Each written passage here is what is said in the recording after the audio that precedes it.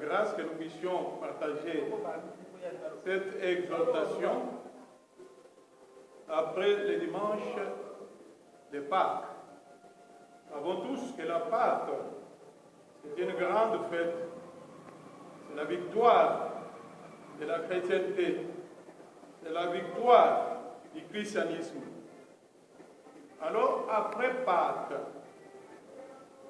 est-ce que nous sommes toujours dans cette attitude de la victoire sur la croix, de la victoire sur la mort de Jésus-Christ? Est-ce que nous sommes toujours prêts à affronter toute épreuve qui peut surgir devant nous? Est-ce que nous sommes encore dans cette espérance de vie? Oui, bien-aimés, il est temps que chacun de nous puisse comprendre que la résurrection de Jésus-Christ est venue même donner la preuve de l'existence du christianisme. Si Christ n'était pas alors ressuscité, qu'allait advenir notre vie? Qu'est-ce que nous pouvions encore dire si Christ n'était pas ressuscité? Et qu'est-ce que nous allions devenir? Bien-aimés, nous voulons parler aujourd'hui, partager avec vous le thème intitulé Jésus-Christ vit avec tout chrétien. Donc il vit toujours avec les chrétiens. Puisque nous pouvons peut-être imaginer qu'après la résurrection de Jésus-Christ et après son ascension, donc il y a eu un vide. Non. Christ vit toujours avec nous. Et quand nous voyons cela,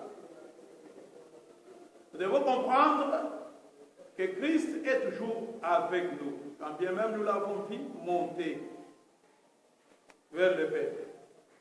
Et s'il est monté vers le Père, c'est pour qu'il puisse encore être glorifié et prendre une autre dimension, la dimension surnaturelle, avec toute la gloire auprès du Père. Alors nous pouvons voir Marc au chapitre 16, on peut lire le verset 1, jusqu'à même le verset 10, mais vous pouvez continuer jusqu'au verset 20. La Bible dit ceci. Lorsque le sabbat fit passer, Marie de Magdala et Marie, mère de Jacques et Salomé, achetèrent des aromates afin d'aller embaumer Jésus. Le premier jour de la semaine, elles se rendirent au sépulcre de grand matin, comme le soleil venait de s'élever.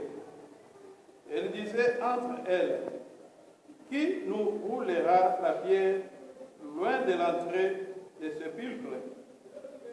Et levant les yeux, elles aperçurent que la pierre, qui était très grande, avait été roulée. Elles entrèrent dans le sépulcre, virent un jeune homme assis à droite vêtu d'une robe blanche, et elles firent épouvanter. Il leur dit, ne vous épouvantez pas, vous cherchez Jésus de Nazareth, qui a été crucifié, il est ressuscité, il n'est point ici, voici le lieu où on l'avait mis. Mais allez dire à ses disciples et à Pierre, il vous précède en Galilée. C'est là que vous le verrez comme il vous l'a dit. Elles sortirent des sépulcres et s'enfuirent. La peur et le trouble les avaient saisis et elles ne dirent rien à personne à cause de leur effroi. Jésus étant ressuscité le matin, il premier jour de la semaine, apparurent d'abord à Marie de Magdala, de laquelle il avait chassé 7 démons, et elle alla apporter la nouvelle à ceux qui avaient été avec lui, et s'affligeait et pleurait. Et continuer jusqu'à la suite, et la parole de Dieu soit glorifiée. Alors nous voyons ici que Jésus, après la résurrection, il a apparu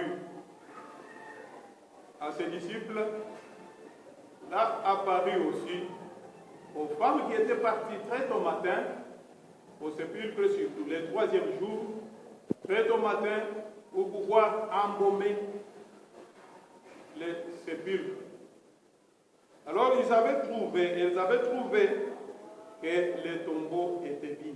Bien aimés, pour que nous puissions savoir que jusque-là, depuis que Christ est ressuscité, les tombeaux que les ennemis avaient préparés pour nous est déjà vide. Bien même nous étions déjà enterrés, mais nous sommes ressuscités avec Christ et ce tombeau-là est resté vide jusqu'à maintenant. Quand je parle de Christ qui vit toujours avec tout un chrétien, je vais voir que cette vie se résume d'abord par les apparitions de Christ. On l'appelait par les théologiens la théophanie. Théos, je veux dire Dieu, et phaino, qui est ou apparaître, le verbe apparaître, ou les apparitions. Alors nous voyons dans les temps anciens qu'il y a eu les apparitions, d'abord de l'ange de Dieu, et cet ange de Dieu était semblable ou identifié à l'Éternel, ou aussi identifié à la deuxième personne de la divinité ou de la Trinité. Ainsi, la deuxième personne de la divinité, c'est Jésus-Christ, qui était dans les temps passés, dans l'éternité passée, dans l'Ancien Testament même. Il était en train d'apparaître aussi aux gens. Et nous voyons que cet ange de l'Éternel avait au moins 3 révélations. Nous avons dit qu'il s'identifiait à l'Éternel, il s'identifiait aussi à la personne distincte de l'Éternel et s'identifiait aussi à la deuxième personne de la Trinité. Et cet ange venait, c'était pour secourir. Mais la mission que l'ange avait, c'était d'abord pour pouvoir agir. Vous savez comment l'ange avait agi avec le peuple que Dieu lui-même s'était choisi. Donc Israël.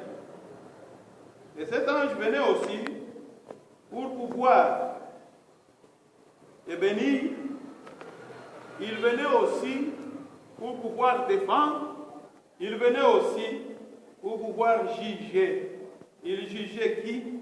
Il jugeait Israël dans ce temps-là. Et la dernière mission, l'ange venait aussi pour révéler la vérité. Et quand nous comparons aussi avec la venue de Christ, Christ est venu aussi pour, premièrement, révéler la vérité. Il était venu aussi pour pouvoir juger l'humanité, et il était venu aussi pour sauver. Il était venu pour pouvoir révéler la vérité. Et cette vérité, nous pouvons la voir en Hébreux 6, versets 1 à 2. On parle du fondement du christianisme. Ici, nous voyons qu'il y a la première chose, c'est la doctrine de la repentance, dans la révélation de la vérité que Christ avait amenée. La révélation, d'abord, sur la doctrine de la repentance, qui est le renoncement aux œuvres mortes. Bien aimés, est-ce que nous savons que dans notre vie, tous qui sommes enfants de Dieu, nous tous qui étaient baptisés, qui sont passés par la deuxième naissance, nous avons eu d'abord la repentance, le renoncement aux œuvres mortes. Nous étions dans le fétiche, nous étions dans tout ce qu'il y a comme péché. Et nous devons les renoncer. Et ça aussi, vivre avec Christ, puisqu'il est venu avec le renoncement des œuvres mortes de tout un chacun de nous. Et quand nous sommes en train de rejeter, de renoncer à toutes ces choses, nous avons notre repentance. C'est ainsi que nous pouvons maintenant passer à la deuxième doctrine, c'est la doctrine de la foi en Dieu. Celui qui a eu sa repentance doit avoir la foi. Et cette foi doit être maintenant en Dieu. Et la foi qui est en Dieu, c'est la foi qui est ferme. Une foi qui ne peut pas être une foi de tantôt ou plus tôt, mais une foi ferme, une foi qui est fixe à Jésus-Christ. Et de par cette doctrine, nous voyons déjà les commencements même de la vie chrétienne. Et on ne peut pas y avoir un chrétien qui n'ait pas une foi en Dieu. Et s'il n'a pas la foi en Dieu, il en a où? Dans des choses du monde, ou encore ailleurs. Non, notre foi, nous qui sommes chrétiens, doit être une foi en Jésus-Christ, une foi en Dieu. Et la troisième doctrine, qui est la vérité, c'est la doctrine du baptême. Une fois quelqu'un qui s'est repenti, qui a eu la foi maintenant en Jésus-Christ, il doit se faire baptiser. Puisque c'est le baptême qui nous identifie au Seigneur, qui fait en sorte que nous puissions être ensemble avec Christ, que nous puissions être dans la vie du Christ. Et qui peut refuser le baptême? Et quand tu refuses le baptême, tu ne peux pas te faire baptiser. Tu es hors royaume. Tu es à côté du royaume. Et la quatrième doctrine, nous pouvons voir aussi la doctrine de l'imposition des mains. C'est quelque chose que beaucoup de chrétiens oublient. Même pour pouvoir confirmer votre ministère, il doit y avoir des anciens qui doivent vous imposer les mains. Et quand on impose les mains à quelqu'un pour un service quelconque, c'est pour pouvoir lui donner encore l'autorité, confirmer même ce que Dieu a déjà prédit, a déjà donné comme ministère, comme talent à la personne qui est devant nous pour pouvoir lui imposer des mains. Et tout chrétien doit passer par cette imposition des mains. Pourquoi? Puisque quand on impose les mains à quelqu'un, on prend aussi le pouvoir, l'autorité qui est dans la parole de Dieu, cette parole qui a été révélée pour le ministère de la personne, et on prend cette autorité, on la fait asseoir dans la personne, et le Saint-Esprit vient habiter dans la personne pour que la personne ne puisse plus être une personne indépendante, mais une personne qui dépend du Saint-Esprit, qui est conduite par le Saint-Esprit chaque jour de sa vie, et surtout dans son ministère ou dans les services qu'il est en train de faire pour l'œuvre de Dieu. Et nous pouvons voir une vérité qui est la cinquième. Dans les fondements du christianisme, il y a aussi la résurrection des morts. Beaucoup de doctrines nient la résurrection des morts. Or, quand Christ viendra, ce sont premièrement les morts qui doivent ressusciter. Les morts devront être ressuscités pour attendre leur jugement ou leur grâce ou leur récompense s'ils étaient en Christ. Et ceux qui n'étaient pas en Christ, c'est ceux-là qui seront alors jugés. Et le dernier point, c'est la doctrine du jugement éternel. Bien aimé, quand nous aurons encore du temps, on pourra bien parler de toutes ces doctrines qui font parler de la vérité que Jésus nous a amenée. Alors, bien aimé, nous disons que Jésus avait amené la vérité et il est venu encore pour sauver. Et il pouvait sauver qui? C'est celui-là qui l'a accepté comme Seigneur et Sauveur. Celui-là qui s'est fait baptiser. Celui-là qui s'est attaché au Seigneur, qui s'est attaché à Christ pour toute sa vie. Ainsi, Christ est toujours avec lui. Alors, en dernier lieu, il était venu pour juger l'humanité. C'est ce qui fera l'objet maintenant du jugement éternel. Oui, nous parlons du Christ qui vit toujours avec les chrétiens. Nous voyons que nous sommes à une semaine de la résurrection de Christ. Cette période, c'est une période de 40 jours pour passer à la grande fête aussi de nos pentecôtistes, c'est la fête de la Pentecôte. Ainsi, pendant les 40 jours, Christ se faisait toujours voir auprès de ses disciples. On l'a vu presque partout. Les disciples l'avaient vu en train de manger ensemble, en train de dialoguer ensemble. Les disciples d'Emmaüs, ils ont fait encore route ensemble avec Christ. Ils voulaient prouver que quand bien même il était mort et ressuscité, il ne les avait pas abandonnés. Il continue à vivre avec eux. Mais il y a encore des tourments au milieu d'eux. Il y a ceux qui ont toujours l'habitude de pouvoir douter de tout. Douter de l'existence même de Jésus. Douter de la résurrection même de Jésus. Douter de l'œuvre même de Jésus. Et nous ne savons pas quel est le témoignage qu'ils sont en train de chercher. Et nous avons vu, selon les Écritures, que quand il a apparu aux 11, comme Thomas n'était pas avec eux, Thomas est venu aussi douter. À son tour, il n'a pas cru. Or, bien aimé, la Bible nous a parlé, où Jésus lui-même parlait de sa mort et après 3 jours de sa résurrection.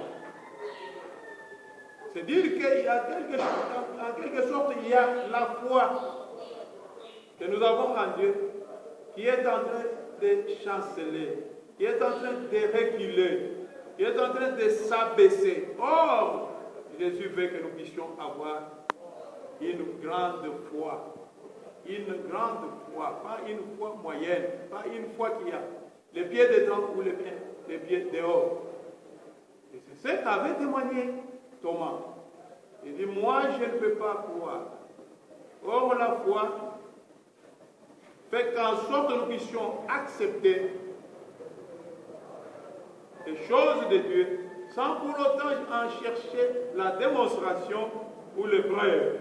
Mais lui, il avait dit, si je ne mets pas mon doigt dans ces plaies, je ne peux pas accepter. Qu'est-ce que nous faisons, nous autres chrétiens d'aujourd'hui? Il n'y a que pendant la cérémonie, pendant la commémoration, que nous nous souvenons de tout. Un jour après, 2 jours après, nous oublions. Et nous sommes quels chrétiens? Les chrétiens qui ne voient que la présence, ou les chrétiens qui peuvent retenir et aussi, de par leur foi, faire de grandes choses. Accepter Christ. Alors je disais que Christ vit toujours avec tout chrétien, de par maintenant son œuvre. Nous avons parlé des apparitions. Et maintenant, des pensionnaires. L'œuvre du Seigneur, l'œuvre de Jésus-Christ, nous fait rappeler sa mort sur la croix, sa résurrection. Il y a aussi son ascension et son exaltation. Nous disons qu'il vit toujours avec nous. Quand il est ressuscité, après 40 jours, il apparaissait toujours à ses disciples. Et après les 40 jours, quand il a connu son ascension, et là c'était différent. On l'a vu monter. Au contraire, quand il était ressuscité, il n'y avait qu'un petit groupe. Mais par son ascension, il est monté. Et c'était visible. Et quand il est monté maintenant, il est allé prendre son règne en main. Puisque la Bible dit qu'il est assis à la droite de Dieu le Père. C'est là où il est toujours avec nous. Et quand il est assis à la droite du Père, ce n'est pas pour rien. Il est assis à la droite du Père, c'est pour gouverner. Il gouverne. C'est-à-dire qu'il est ensemble avec nous. On dit qu'il gouverne glorieusement et aussi universellement son royaume. Donc le royaume des cieux. Et comme il était ressuscité avec puissance, pas avec faiblesse, comme les autres qui ont été ressuscités, comme Lazare, quand il était ressuscité par Christ, Lazare, la Bible nous dit qu'il a été lié. Mais Christ, quand il est ressuscité, il était ressuscité avec toute puissance. Et il est allé auprès du Père, là où le Père l'avait glorifié et lui a donné le pouvoir. Et il est assis à sa droite, à la droite du Père, pour pouvoir gouverner son royaume. Alors je voulais vous exhorter, bien-aimés, que Christ est toujours avec nous, que Christ vit toujours avec nous, puisqu'il gouverne son royaume. Et qu'est-ce que nous pouvons encore dire? Que comme Christ est parti, c'est tout. Et nous voyons souvent les 40 jours. Et les gens du monde ont transformé cela. Et les 40 jours, c'était une façon pour Christ de nous montrer qu'il est toujours avec nous. Il vit toujours avec nous et il ne pourra pas nous laisser nous abandonner. Car il avait dit, avec une autre promesse, que je vous enverrai un autre consolateur. Il ne pouvait pas nous laisser seuls. Et c'est ce que nous voyons. C'est ce que nous voyons comme l'œuvre de Christ. Et enfin, Christ vit avec nous dans la Sainte Seine. Avec nous. C'est un mystère. Mais nous devons le comprendre. Il ne nous a jamais abandonnés. Il vit avec nous. Dans ses apparitions, il vit aussi avec nous selon son œuvre. Bien-aimés, nous ne pouvons pas voir que Christ est à côté de son royaume. Il continue à gouverner son royaume et il est toujours ensemble avec nous. Quelles que soient les difficultés que nous avons, quelle que soit la pandémie qui est avec nous, quels que soient les obstacles que nous pouvons rencontrer dans notre vie, quelles que soient les difficultés, il est toujours avec nous, puisqu'il est, de par la foi que nous avons, de par les baptêmes, de par la Sainte Seine, et rappelez là où tu es, que tu es toujours avec Christ. Comment nous devons marcher?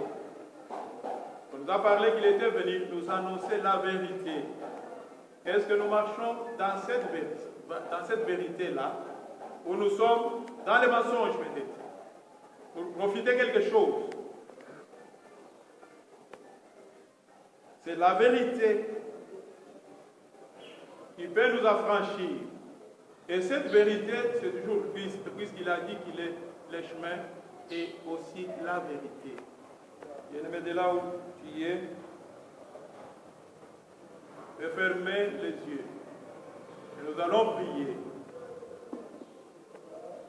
Et nous prions dans une méditation. Comprendre que Christ est toujours avec nous et il ne nous a pas laissés. Et comme il a envoyé le consolateur et notre consolateur, et Christ est toujours avec nous. Il nous comprend, il nous sauve, il nous garantit la vie.